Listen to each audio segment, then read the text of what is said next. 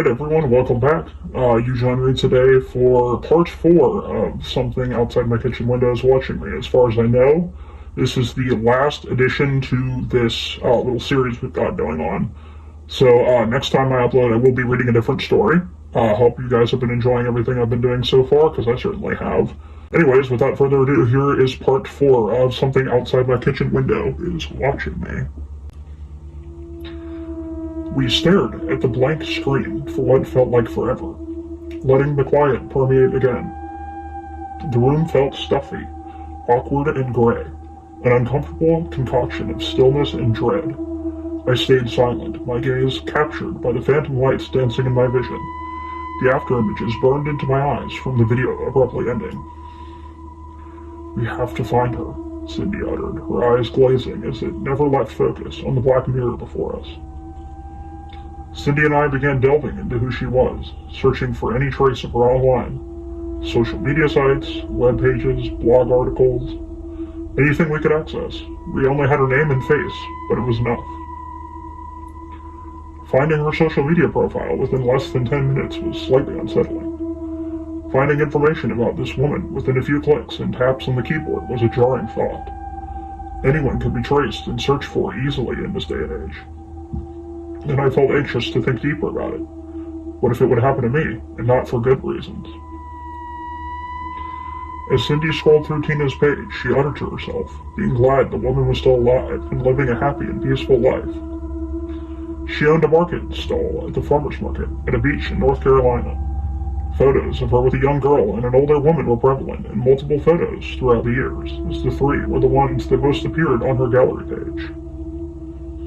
I felt a sense of melancholy as Cindy persistently scrolled through Tina's profile. Do we have to bother this woman? I mean, looking at her now, she's moved on. She seems to be happy and living a peaceful life away from all of this. I bit my lip, feeling the hesitance in my voice, that my hesitation wasn't enough to deter me from speaking out what I thought. It felt wrong to suddenly come into this woman's life, barge into her space, asking questions that had brought her and her family pain decades ago. Especially if they truly had moved on from the past, from the tragedy. It's not a matter of if anymore, Josh. We have to do this. We have to get answers to proceed and be one step closer to the truth, she said coldly, with no weariness or hesitation for what she was about to take part in. Ripping off a bandage from the families of the victims, opening up old wounds for the sake of uncovering the truth. But what's to expect from someone who's been obsessed with this case for over a year? She truly was a journalist. A relentless one at that.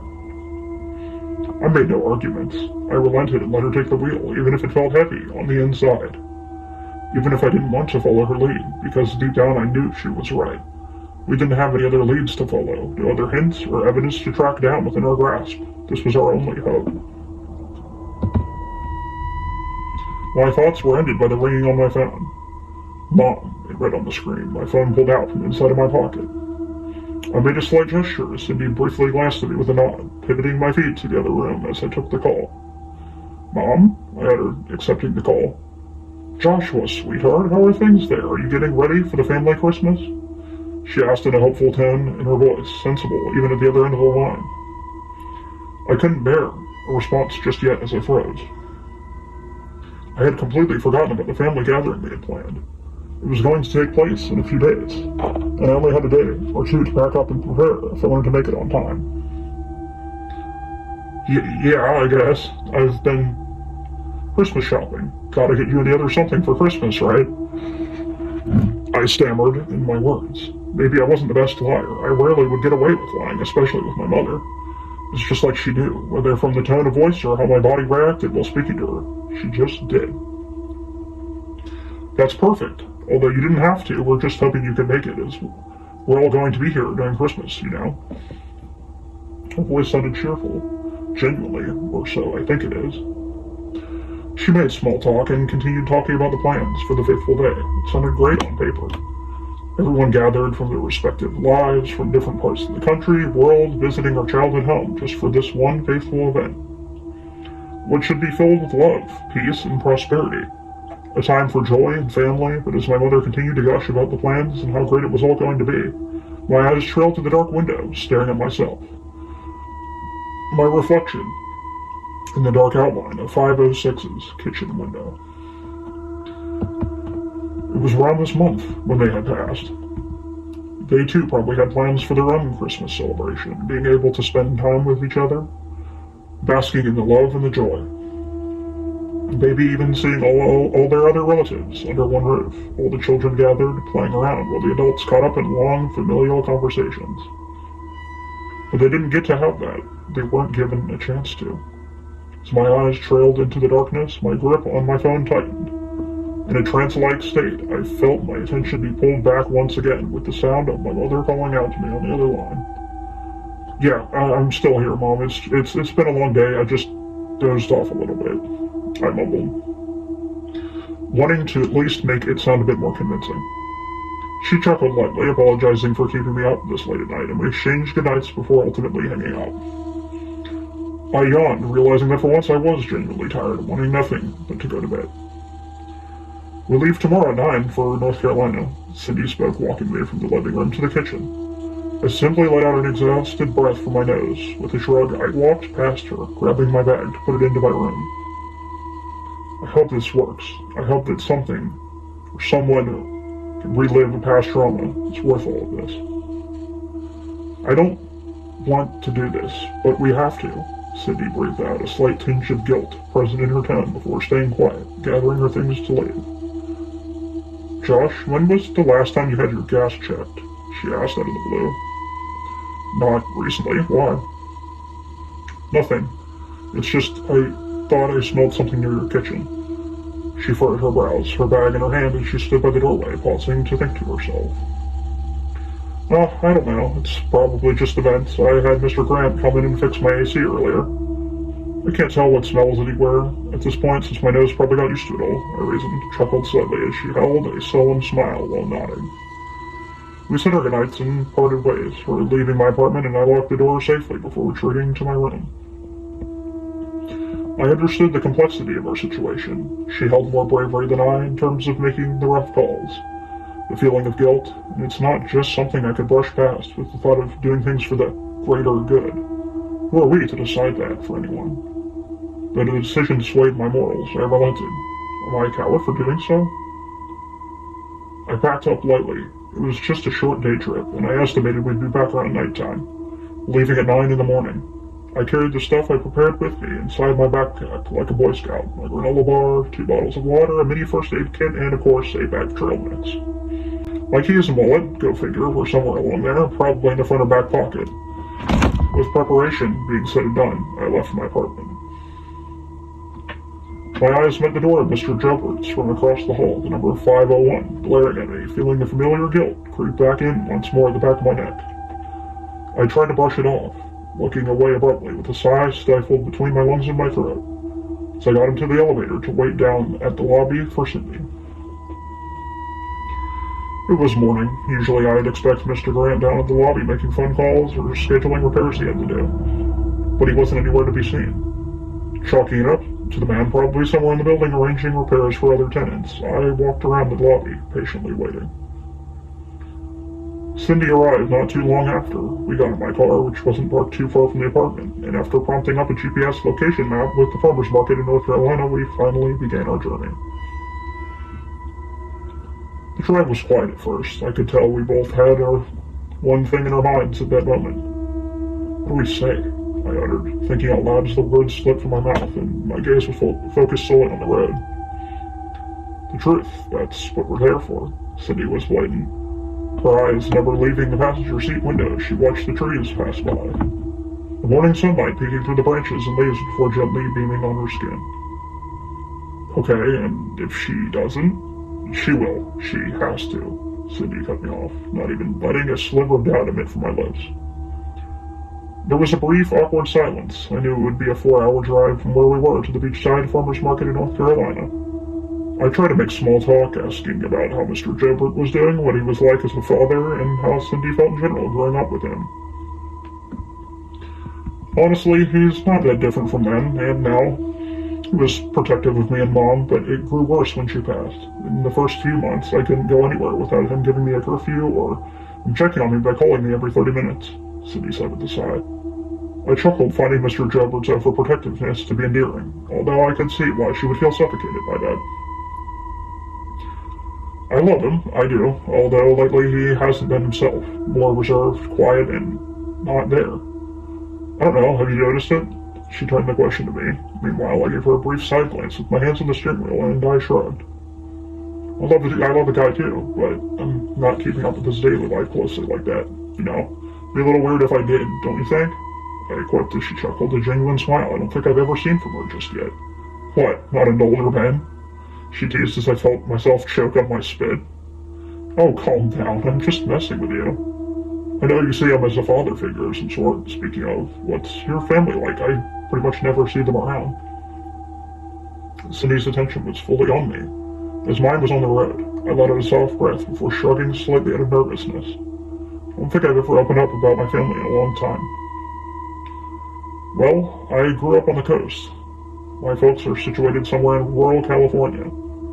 They were always on the go, making a living for me and my adopted siblings. My mother is barren, so they settled for adoption, and you never see them since they never come here. Apart from my mother about a year ago, dropping by to leave a cross above my bedroom door. I blurted out, recalling information about my past, though not enough to overshare, remembering I've had some troubles. I've had more times than I'd like to admit. It's odd, why don't they visit? Cindy uttered. I gave her a brief glance just to see her expression. I could sense the sympathy in her eyes. I felt the odd feeling of being pitied, and I didn't like that. I wish I knew. I've had a relatively good relationship with them, at least I think so. They're the only family I know. I said, a solemn tone in my voice as I felt a slight melancholy permeating, with family being the subject of our conversation. What about your biological parents? Did they ever say anything about them? She asked. I shook my head. Wasn't sure whether or not they had, and I just don't remember. I knew that I was adopted as a baby in an orphanage while my parents were on a waiting list, hoping to adopt a newborn or toddler. That's how I, and many of my siblings, came to be under one roof. Cindy didn't press further, even though she knew her boundaries, despite being the nosy one between us two. We sat in a comfortable silence for a while, watching the beautiful scenery before us as we neared the crossing state lines. My stomach growled as I looked down briefly before feeling a slight fluster amid the back of my neck. Sorry, I skipped breakfast. I have a granola bar in my bag. Would you mind if... Just stop at the diner at the next gas station we get to. She cut me off, refusing to hand me my granola bar inside my bag, just laying waste in the back seat of the car. I'm not going to eat there. I'm saving up. I don't want to waste my money eating pancakes or food I can just make at home. No reason. Before I could talk about having to pay for my car, other bills, and expenses, she once again cut me off. Well, you didn't, so I'm buying, she said. I glanced at her, trying to see if she was serious about doing so. But don't tell me you're turning down free food over fragile masculinity, she quipped, half-jokingly. She chuckled at her own words. Oh no, please do. Just don't start complaining when I order the most expensive thing on the menu. I had a sly grin as I began to direct the car to the furthest lane, preparing to pull over when we reached the diner. Enjoy the freezer-burned diner steak, then, she rebutted as I slightly winced at the thought. Frozen and slightly moldy steak was not something I wanted to consume first thing in the morning, especially on a long drive to get to our destination. When we finally got to the diner, we did have a fun time together, though it's probably something I wouldn't say out loud. We sat together and had playful banter about what to get, while I spent a good amount of time considering whether or not to make things harder for her, since she made a stop at some diner in the middle of the road. In the end, I settled with a breakfast plate, and she had a stack of pancakes with artificially flavored strawberry syrup. Felt nice being able to get to know about Cindy. I'd come to find out she does go to the same university as I did. Except our schedules never interloped, or I was just too focused on myself to actually notice whether or not she was around. She spoke about her deadlines and complained about how pursuing an old case took her back from her academics. I know nobody's holding a gun to my head and that I'm doing all this with my own volition. But deep inside of me, I know I just want to finish what my mother started, she said, picking on her food as I stayed quiet, eating. I know how badly this case affected her throughout the years leading up to her death. I know they made my mother some sort of target because she was digging too deep into the case, she continued.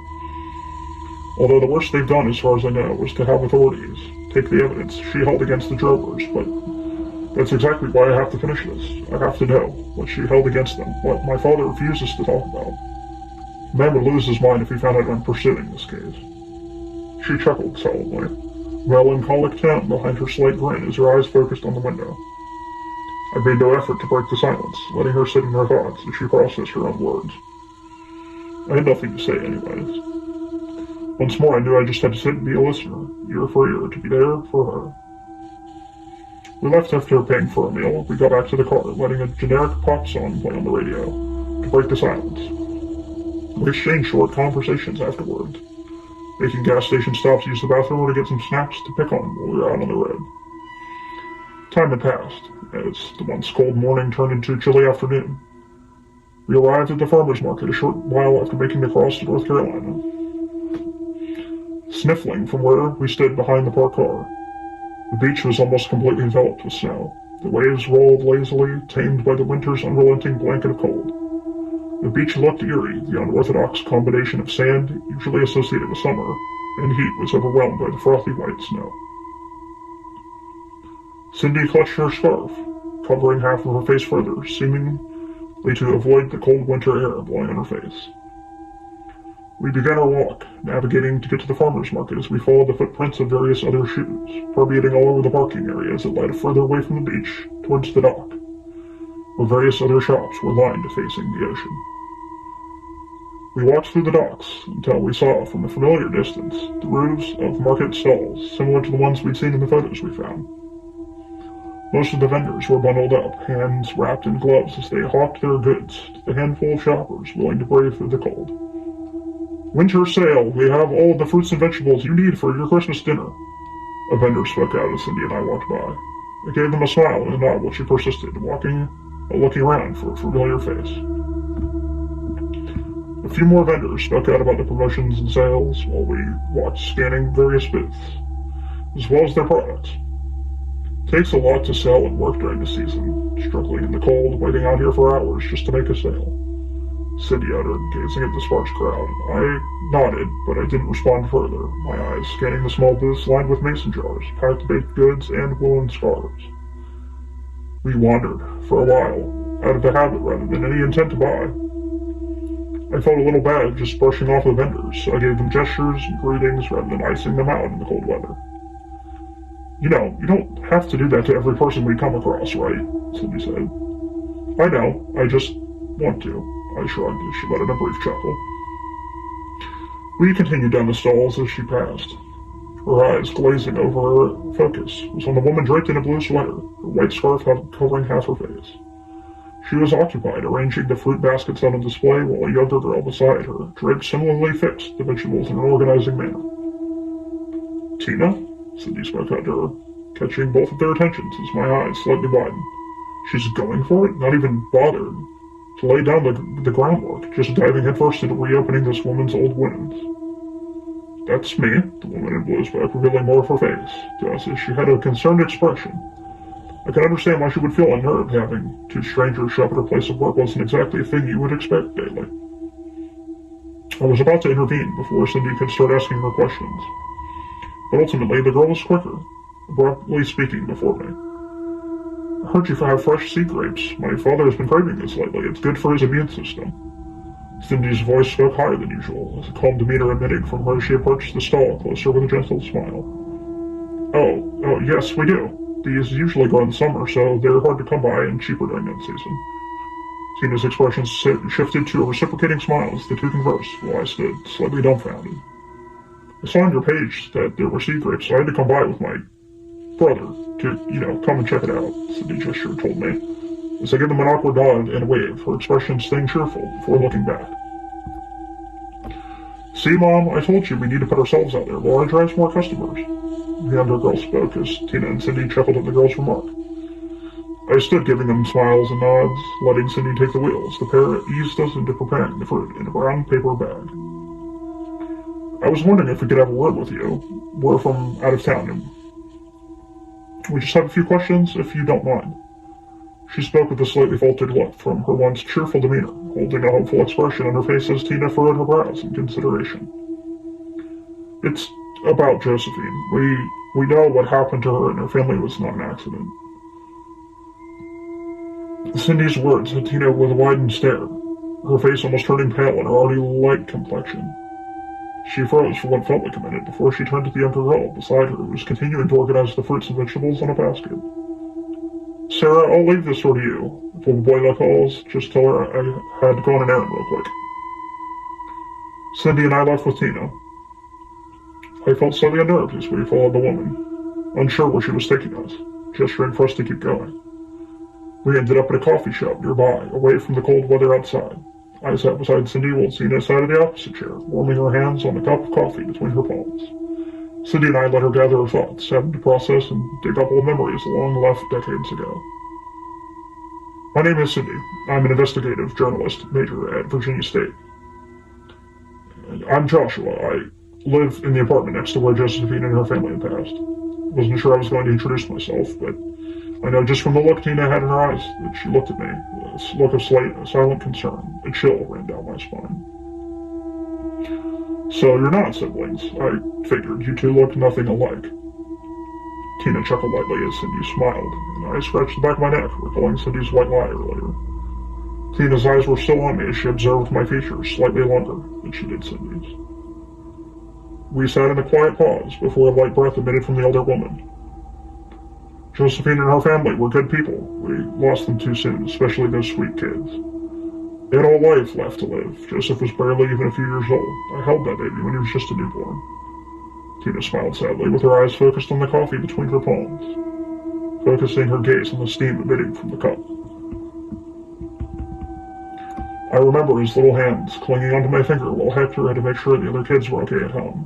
Josephine was asleep, resting after giving birth, Tina said, melancholy evident in her tone as she reminisced a peaceful time. Her eyes on me as her emotions were even more evident, getting a better look at her face.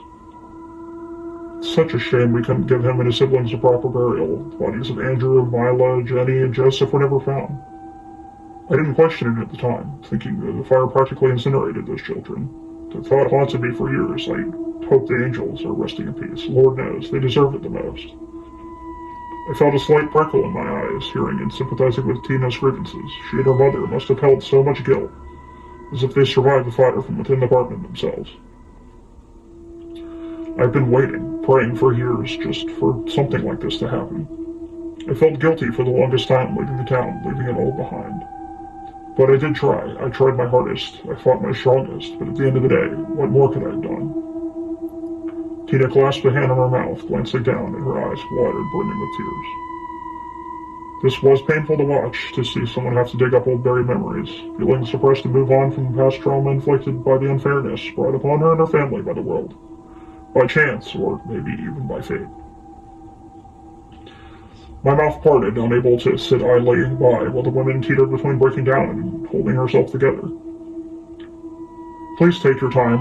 We don't have to do this today or tomorrow. You can let Cindy and I know when you're ready." And her hands reached out for mine, holding on to them for composure. She shook her head. No, I can handle it." Tina held a look of determination after wiping stray tears off her face. "Josephine's story needs to be told. The world needs to know what truly happened to my sister and my family," Tina said, as Cindy prepared to record her words with her phone. She asked briefly if it were okay, to which the older woman consented. Weeks before the incident, Josephine had been complaining to me and our mother about the gas leak. Hector tried to fix it himself after the building manager was unresponsive. Said a lot was going on, so they were taking a bit too long to handle the family's apartment repairs. Tina paused with a distant look. Hector couldn't fix it himself. The parts he needed to replace it weren't something you could just pick up at a hardware store. They were foreign and imported, so back when they were harder to come by. It wasn't just a matter of money. Although they were living paycheck to paycheck, even outside hires were struggling to find replacements that matched. Her voice held an agitated tone, undoubtedly frustrated she seemed to recall previous memories. Josephine begged the manager to send someone, speed up the process, as patching it up with tape wasn't cutting it anymore. They brushed her off, setting her problems aside. Tina paused once more as her eyes glazed over, looking at me and then at Cindy. Until it was too late. Her breath shook, struggling to utter the finality of what had happened to the Gonzalez. When we found that their death was being ruled as an accident, the building did not fault the incident. Couldn't stand it. I wanted to rip every single person in that company to pieces. caused them the same pain they caused me and my family. She no longer held back her tears. I gathered family members, friends, and community members to protest and speak out the truth. We did everything we could to get the word out, get people to listen, spread the truth, yet the company was always one step ahead of us. Cindy shifted uncontrollably in her seat, glancing briefly at me with furrowed brows before turning to Tina. "Do you think Elmwood and law enforcement was covering up their faults?" she asked, trepidation in her expression. "Oh, I'm sure of it. They did it so cleanly, too," Tina sardonically chuckled under her breath. "A woman that lives in the building told me about the silent repairs Elmwood was making on those faulty gas lines under the guise of general maintenance. It's good they went ahead to finally fix that damn issue, but at the expense of my family? I can never forget that." Well, I hope everyone has enjoyed part 4. It's kind of a cliffhanger ending, this one, but I thought it was pretty cool nonetheless. If you guys want to share your interpretations and tell me what you thought of the story, feel free. As per usual, you can feel free to email us with any story ideas you have. We'll be happy to look into them. And yeah, next time I'll be uploading, it'll be a new topic. Ooh, spooky. So look forward to it. Thanks, guys. Subscribe, like, all that goodness, and catch you next time. This one was a little bit shorter, but I enjoyed it nonetheless. So take care and peace out, y'all.